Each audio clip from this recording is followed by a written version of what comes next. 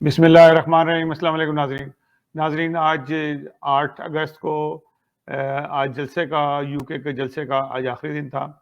اختتامی اجلاس میں حضور حضرت خلیفۃ المسیح خامس سید اللہ تعالیٰ نے جو خطاب فرمایا اس کے اندر جو خلاصہ یہ تھا، آپ نے جو اسلام کے بارے میں بتایا کہ اسلام میں کوئی ظلم اور جبر نہیں ہے۔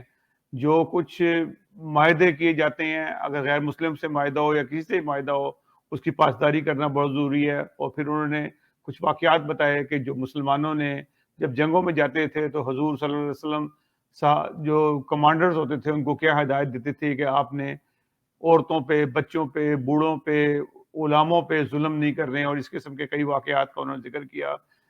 اور یہ بتایا کہ جو کچھ آج دنیا میں ہو رہا ہے اس کے بارے میں بتایا کہ آج کل اسلام کو بدنام تو کیا جاتا ہے کہ مسلمانوں نے بہت ظلم کیا، لیکن اگر دیکھا جائے جس طرح سے ایئر سٹرائک کیا جاتا ہے، جس طرح سے انہوں نے چند ممالک کا ذکر کیا کہ عراق میں جس طریقے سے بمبارنگ کر کے انہوں نے نہ عورتوں کو دیکھا، نہ بچوں کو دیکھا، نہ ہاسپٹلس کو دیکھا، نہ اسکولوں کو دیکھا۔ سیریا میں بھی یہی کچھ کیا، یمن میں بھی یہی کچھ کیا، افغانستان میں بھی اسی قسم کے واقعات ہوئے۔ دنیا بھر میں جہاں بھی بمبارمنٹ کرتے ہیں وہ اس بات کا خیال نہیں کرتے کہ ہاسپٹلس پہ بم پڑ رہے ہیں، نہ بچوں کو دیکھا جاتا، نہ عورتوں کو دیکھا جاتا، اور ظلم پہ ظلم ہوتا ہے۔ اور وہاں پہ انہوں نے جو فوجوں نے کیا بھی ہیں، کئی واقعات ہیں جو عرب ممالک کے بھی ہیں جو عورتوں کے ساتھ زیادتی ہوئی ہیں، یہ تمام واقعات ہیں۔ انہوں نے بتایا کہ حضور صلی اللہ علیہ وسلم کو کوئی اگر خبر مل جائے، جیسے ایک عورت کے قتل ہونے کی خبر ملی تو انہوں نے کہا یہ عورت تو کسی لڑتی نہیں تھی، یہ کیسے قتل ہو گئی؟ تو اس طرح سے حضور نے تحقیق کرائی ساری اس کی، وہ پتہ لگا کہ یہ کیا واقعہ ہوا تھا، کس وجوہات سے ہوئے۔ تو میں آپ کو حضور کا آخر کا وہ کلپ ضرور دکھاؤں گا جس میں حضور نے تفصیل سے بتایا کہ انہوں نے کچھ 14-15 نکات بتائی ہیں کہ جو اسلام کے اندر حضور صلی اللہ علیہ وسلم نے جو صحابہ کو کہا ہوا تھا کہ آپ نے کیا کچھ جنگ کے دوران میں کرنا ہے، کسی پہ ظلم نہیں کرنا، حتیٰ کہ یہ تک کہا کہ جو آدمی قیدی بنا کسی کو لے کے جائے گا اس کو وہی کھانا کھلائے گا جو خود کھاتا ہے، وہ اس کے آرام کا خیال کرنا ہے۔ اگر آپ نے اس سے زیادتی کر دی تو آپ پہ فرض ہوگا کہ اس کو رہا کر دیں۔ تو اس قسم کی باتیں جو سی ہیں جو مسلمانوں کے خلاف جو سی ہیں، غیر مسلموں نے، جب اسلام کے مخالف لوگوں نے پھیلائی ہوئی ہیں، اس کے بارے میں حضور نے بہت کلیئر کٹ یہ بات کہی کہ ایسا نہیں ہے اسلام میں۔ آج جو لوگ کرتے ہیں اسلام کے نام پہ، ان کا اسلام سے واقعی کوئی تعلق نہیں، کیونکہ حضور صلی اللہ علیہ وسلم تو کچھ کہہ رہے ہیں اور یہ لوگ کچھ کر رہے ہیں۔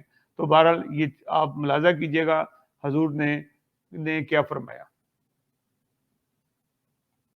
کہ نبی کریم صلی اللہ علیہ وسلم نے لوٹ مار کرنے اور مسئلہ کرنے سے منع فرمایا۔ حضرت عبد الرحمن بن عائض سے مروی ہے کہ رسول اللہ صلی اللہ علیہ وسلم جب کوئی دستہ روانہ فرماتے تو یہ فرمایا کرتے تھے کہ لوگوں کے ساتھ الفت پیدا کرو، ان پر اس وقت تک حملہ نہ کرو جب تک ان کو دعوت نہ دے دو، اس لیے کہ مجھے تمام اہل زمین کا، خواہ وہ گھر میں رہنے والا ہو یا خیمے میں، ان کا مسلمان ہو کر آنا اس بات کی نسبت زیادہ پسندیدہ ہے کہ تم ان کی عورتوں اور بچوں کو قیدی بنا لاؤ اور مردوں کو قتل کرو۔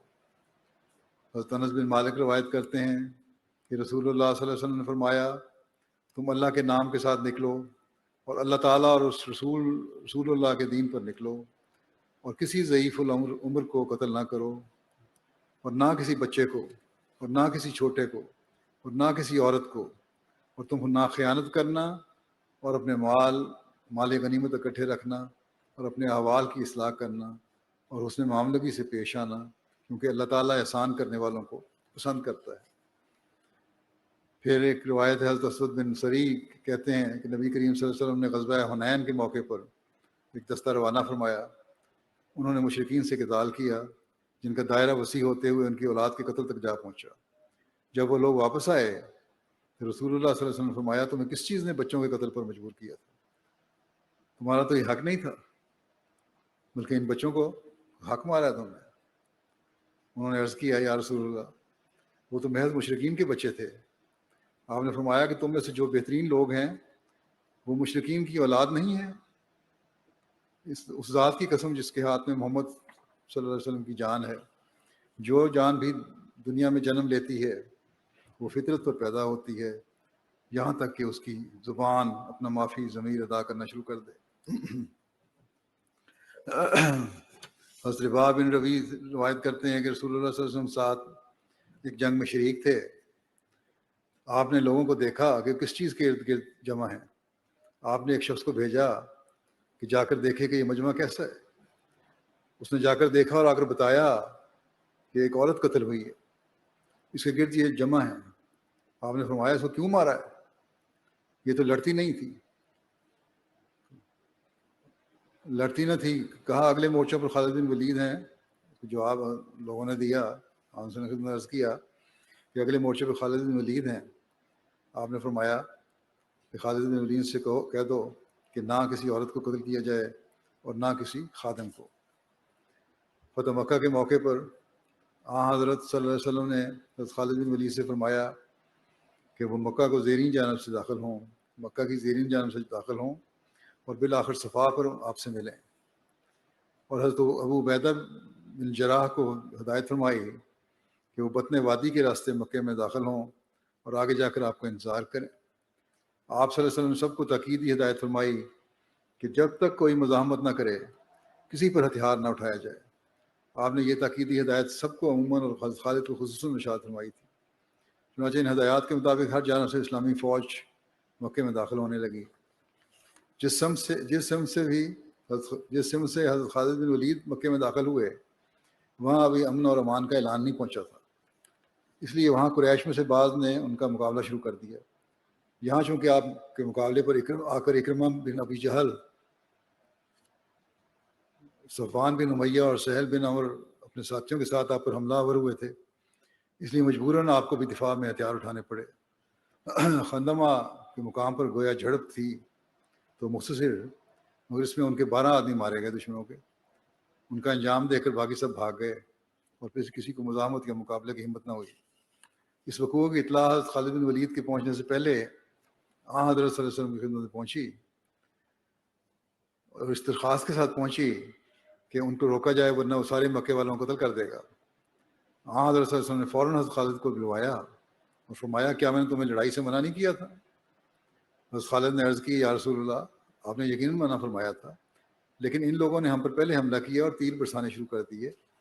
ہم نے اس پر بھی صبر کیا اور انہوں نے بتایا کہ ہم تم سے لڑنا نہیں چاہتے، اس لیے تم یہ مزاحمت بند کرو۔ انہوں نے ہماری بات انسنی کر کے ہم پر مسلسل تیر اندازی جاری رکھی، پھر ہمیں مجبوراً لڑائی کرنی پڑی اور پھر خدا تعالیٰ نے ان کو مکمل طور پر رسوا کر دیا۔